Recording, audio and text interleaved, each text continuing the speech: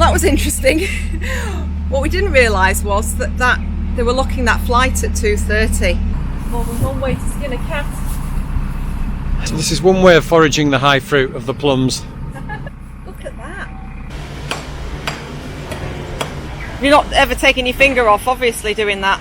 Is there an easy way to do that? Now, I've got to close it.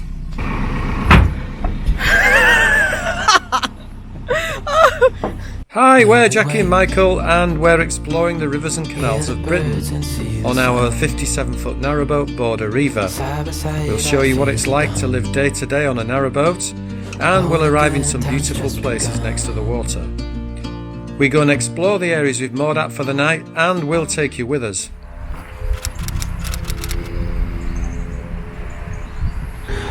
Bobbing swans. Just looking at the map, and we've reached the summit of the Grand Union Canal. When we came through the last lock, which was cow roast, interesting name. Apparently, from research that Michael's done, is where they rest cows. What else did the research tell you? When they were driving the cows towards London for the markets from the Midlands, that is where they used to stop, because the water was very good, because it's very clear water because of the sandstone there. So that's where they rested the cows, hence the name cow rest, because that's what it was. Now it's cow roast for some strange reason. Let's hope that's not... After they rested them, they used to roast them. I was just about to say that. Let's hope it's not because they were roasting them. One for all the veggies watching. Yeah, sorry, apologies. Sorry. Yeah, we came through that lock. And there's then a 3-mile section with no locks, and this is the summit. So when we get to the next lock on the other side of the summit, we're going to start going down. I've just, in the map books, interesting fact for you. Apparently every boat that goes across the summit draws nearly 200,000 gallons of water from the system. So we've just used 200,000 gallons of water. It sounds very, very wasteful, but we know it gets replenished by all the systems that are going on, the pumping, etc. So I don't feel too bad. So we're about to start going down now. Excited? He doesn't look excited, does he? That's about as excited as he gets. It's interesting because we feel like we're going uphill now. I think that's because you know you're on the summit, that you've reached the top of the hill, but we definitely feel like the boat's going uphill. Can't really get a good idea of it, but definitely the horizon feels higher. And if I look back there, that feels lower, don't you think? Yes.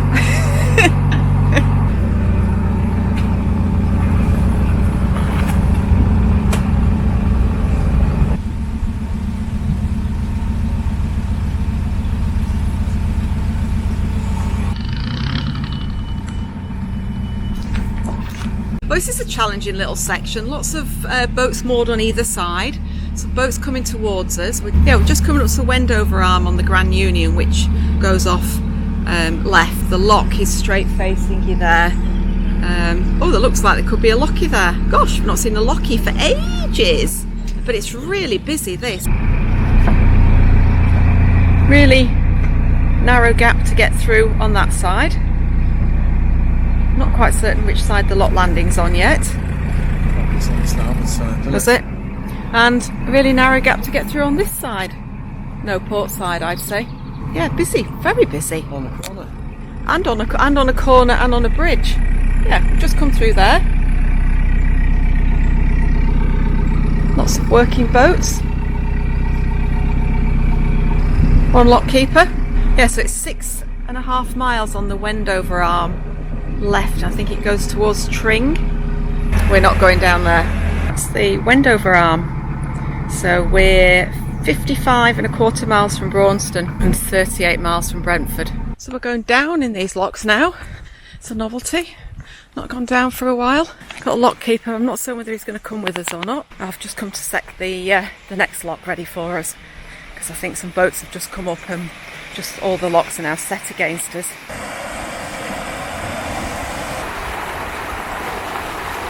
Lock keeper's coming down to help us, which is very nice. I've left Michael in the capable hands of the lock keeper, and I've come to set the next lock. Hopefully we'll be through this 7 locks in no time. We can stop and have some lunch. Nice poached eggs on toast this morning, so good start to the day. Yeah, they're all against us, all these locks. Absolutely laden with sloes. Incredible. I'm still looking for a damson tree or a plum tree. Cute cottage. Very cute.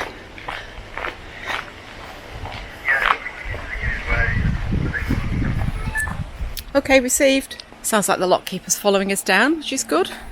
Right, I'll get this one set now.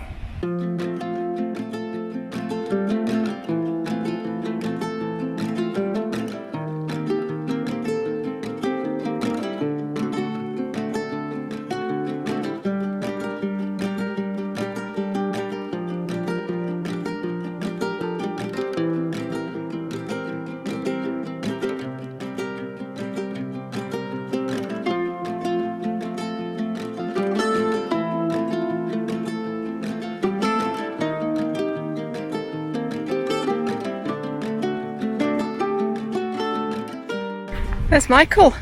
I thought I'd lost him. It's really nice down here.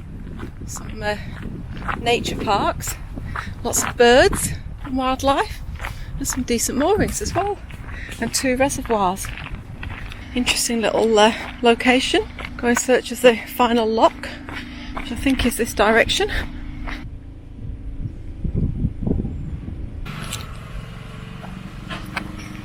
Made it to the bottom lock, just waiting for Michael now. Have a quick look around. I think this must be a pub down here, called the Water's Edge, funnily enough. It's quite nice, with a secret passage back up to the canal. Lock's nearly ready. Might just give it a helping hand with the other paddles on the other side, I think. So we've lost the Lockie now. Michael's just come through lock 40 and Lockie's not walking down. It's probably about, I don't know, a third of a mile down here to the last lock. That's really, really good. That's taken us not an hour yet, 50 minutes to do 6 locks. Yeah, and this is the 7th one. So I think that's a tick tick. I think we've done really well there. We need some lunch now. I'm getting hungry.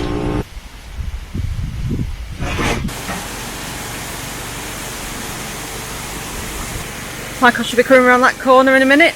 That's one of the biggest mooring rings I've seen in ages. It must be for a working barge. Yeah, look, you can see how big it is compared to the windlass. Huge, that one. There we go. What the hell is you doing that for? So you're doing a bit of repair work, a bit of TLC. I am indeed, yeah. I am indeed. Doing that bit of TLC. Right. Are they new bricks or are they? No, they're reclaimed, yeah. Oh, okay. Basically, it's the lifted bridge, so you've got to go back to the original. Right. Yeah. As close as you can get it.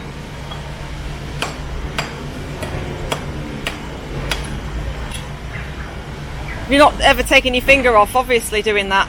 Not yet. But there's still time. Lunch awaits. Have I got to leap that far? Oh, hang on, I can't do that.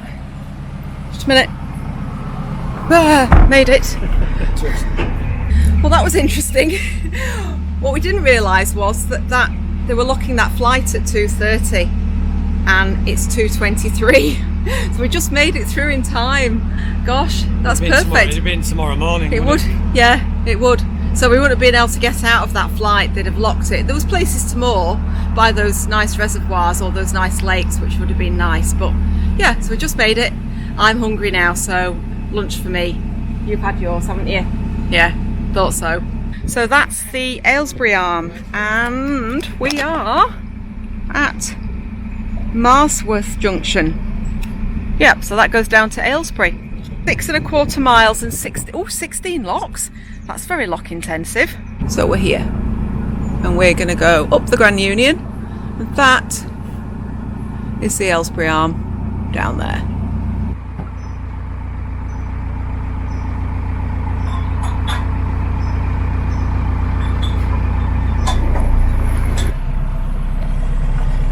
cheeky little push from the starboard side. Cute cottage. Strangely, the lock gates were open for us. Don't know why. Had my lunch, much needed. We were just saying how much exercise we're both getting. Michael's doing the locks now. After he ended up helping the lock keeper with those previous locks. We've got 2 locks here, one after the other, so he's going to do both. And then about a mile before the next lock. So these are Marsworth locks. Oh, so we're near Ivinghoe. Oh no, Ivinghoe I think it is. We're near Ivinghoe, just north-west of Tring, which is north of the M25 and north of London. Just waiting for the lock ahead of me to fill this pound down as well, so I'm going to try and stay in the centre of the pound as much as I possibly can. Yeah, that's quite a way down that. Just see here.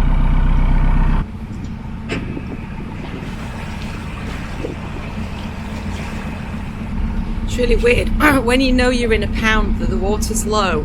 You feel when you sat there it's just going down. It wasn't. It was fine. There's a magical mystery gate opening. The other gate's just opened. I spot damsons. Plums. Plums. Well, I spot plums. We're going picking plums. Jackie the master forager in action. Why is the high fruit always the best? More than one way to skin a cat. So this is one way of foraging the high fruit of the plums.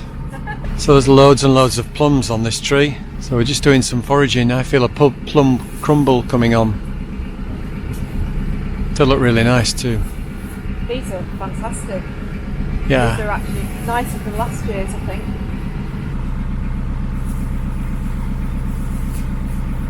Just be careful on the roof. Yeah. So what are you going to do with them? Well, I'm going to have to stone them, which will just take forever. But then might make a cheeky little crumble. Yeah, sounds good. That's if you don't fall off the roof first. But I'll do some in a second. We saw loads last year. We got some marigolds, the yellow ones, which were fantastic. And this year we haven't seen it. We did see one lot, but we couldn't stop. Look at that. Those are our pickings from the roof. Well, using the roof of the boat. It so worked. Yeah, it's good. Really, really good, those. Absolutely loads there.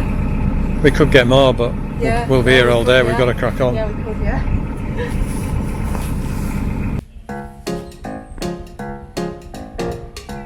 That's tough.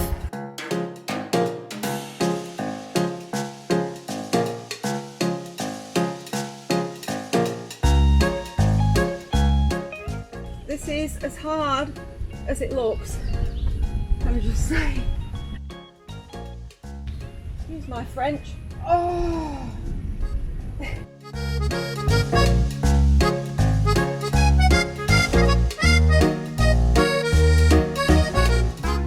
Okay, maybe this needs a bit of grease.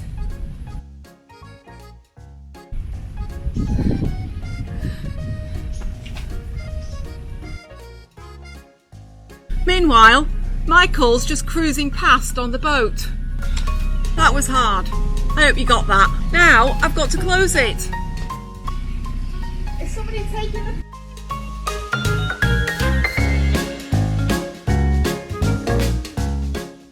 No, don't stop. Keep going. Keep going.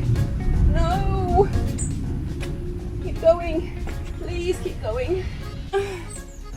Oh. I'm feeling slightly warm now.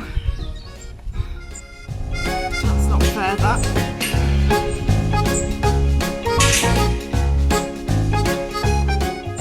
Is there an easy way to do that? No. That is horrendous. That is horrendous. Yeah, no, it's on the wrong side as well. Oh, I've done it. It's That was the most difficult swing bridge I've done. Incredibly difficult swing bridge. I feel like I've used every single muscle in my body. What? That's no. That needs a little email to CRT. Imagine if you were older. Or, well, I'm not strong, I'm a girl. And I don't do weightlifting, but that was bonkers. Absolutely bonkers. This is the view from our mooring spot. Just stopped near Ivinghoe, which is over there, just see in the distance. And then over here, we've got Ivinghoe Beacon. It's a bit far for me to walk. I would have done, but I think it's about 3 miles. But beautiful, beautiful little mooring for the evening. Very pretty.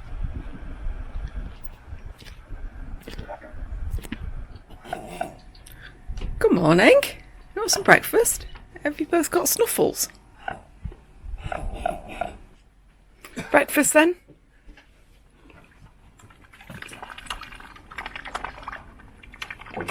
Hungry. Got a massive haul of crayfish this morning. How many do you think's in there?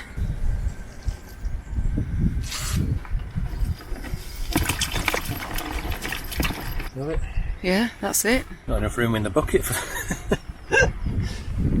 Good grief. I bet there's nearly 20 in there. I think we might be stuck. We're aground. We're aground? I thought we were. Are we aground at the back? I'll just push this off. Okay, yeah, I will, yeah. Thought we were. Thought we were aground. You get back on. Thought we were aground. We were on a bit of a lean this morning whilst we were having breakfast. Okay? Thought breakfast was a bit of a tilt this morning. You could tell. You can always tell. Doesn't need to be much at all. When they're not level, they're not level.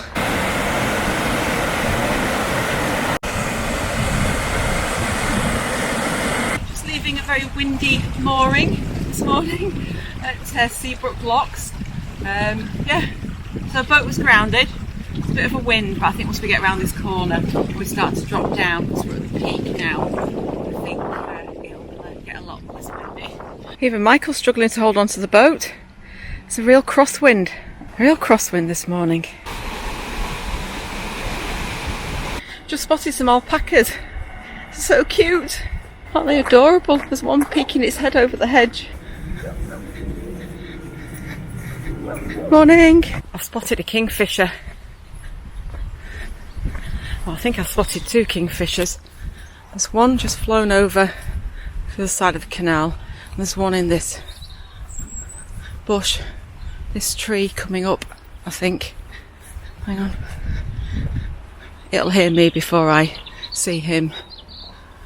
Oh, he might have gone. Oh no, he's still sat there. There. Oh, I think I missed him. Just saw him fly. He's gone onto the other side of the canal, somewhere down there. He might fly back, but they tend to fly away from you. 1914. Obviously 1914, the start of the First World War. So I wonder if they had any problems getting materials to the property to build it, to finish it off during the First World War, and whether anybody was sent here, children sent here, evacuated from the big cities to come and live at these houses. And it's got a tennis court. So it sounds the perfect property for Jack and I. We could moor our boat here. Jack's just foraged some more plums from a tree by the lock. We could live in Keeper's Cottage. And we could have a view of the canal whilst we played tennis and ate plums. So, sounds good, huh?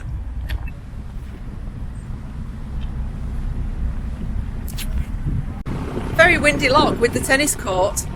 We've just had a situation overboard. Michael went to hand me my glasses back and put them on the cushion and missed, and my glasses have just gone overboard. I'm not going in the lock for them at all. Fortunately, they were only they weren't like a really great pair. They were just handy to have around pair off the shelf. So anyway, he says I'll buy me a new pair of glasses.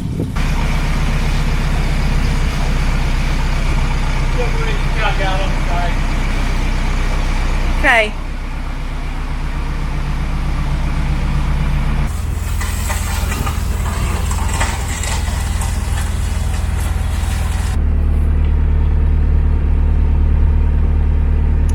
apples on that tree. Oh. Oh. Ah. There we go.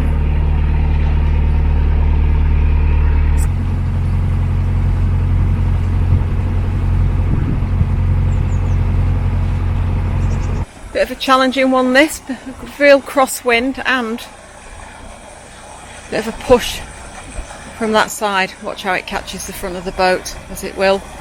It has completely caught the front of the boat. That nice scrape down the side of the wall. Tricky. It's a good job we opened both lock gates, made it a lot easier.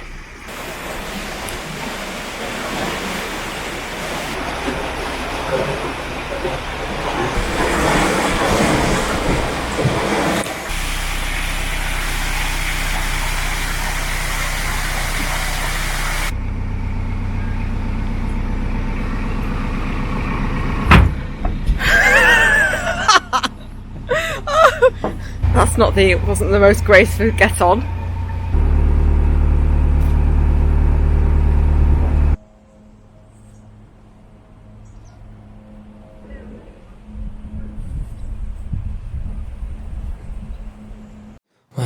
Thanks for watching. We hope you enjoyed the video. Please don't forget to subscribe, it really helps us. Side by side our fears are done. All the good times just begun.